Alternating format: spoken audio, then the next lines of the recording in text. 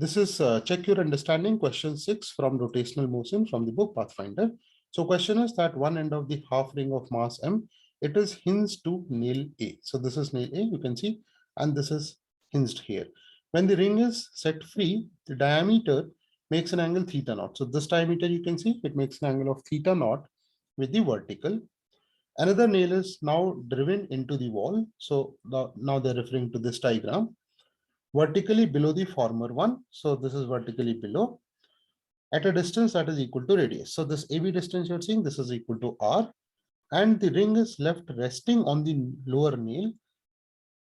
That is clear from the diagram. Now there is no friction, right? Very important point. Now key to solving this question is this point. Friction to be absent everywhere and acceleration due to gravity G, we have to find horizontal and vertical component of the reaction force of the upper nail in the second case, right? So let us see. So very good question. So this is the first diagram. Let us extract the information given from the first diagram. So this angle is theta naught. It is very obvious that center of mass, if this is in equilibrium, then center of mass will lie on this line. So that torque about this is 0. If torque is non-zero, this will rotate. So this is not equilibrium then. So center of mass lies here. If center of mass lies here, we can find out the distance of center of mass from the center of half ring. That I have marked as x in terms of theta naught. So you can see very easily tan theta. This is 90-degree angle. So you can write tan theta is equal to x by r. So x is r tan theta naught. Fine. So I've written one important point here. You can read this important point and try this question once more. I think you will get it.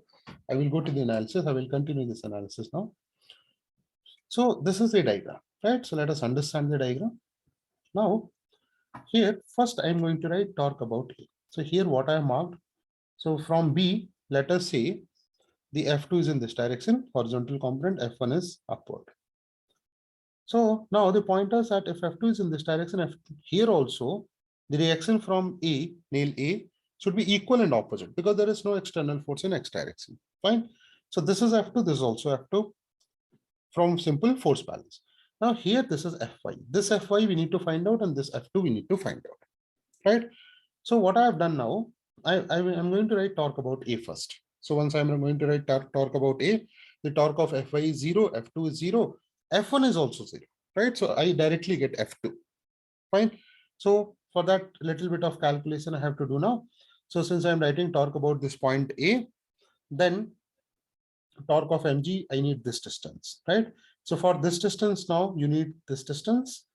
So this is x, right? So very simple calculation. You can do it by yourself also. There's x. And here this angle is 60, right? Because this is R, and R, equilateral triangle. So this angle is 60. So if that angle is 60, then this is also, you can see this and this both are 60 angles. X I have already calculated, right? So from X, I'm calculating this OD distance, right? See here again, I'm marking OD. This is OD distance. So OD distance, I've written tan theta, tan 60 in OCD triangle. This is this triangle I'm talking about. And you get OD is equal to X by root 3. X I have already calculated here. Now, if I got OD, what will be AD then? AD is R minus this. So R minus X by root 3. In this step, I have substituted the value of X also. Fine. So this is then, now I'm writing torque about this. So mg, see that this is line of mg, straight line, and this is perpendicular distance. Now I know this perpendicular distance is this distance, which is AD sine 60. So AD, see here properly, sine 60 is equal to F2. F2, this distance is already given into R. So you got F2. So this is the F2, right? There's answer 1. Now to find out F1, I have to use this point. Now, what is this point? Without this, you can't find out Fy, right? This, we have to find out Fy, sorry, not F1.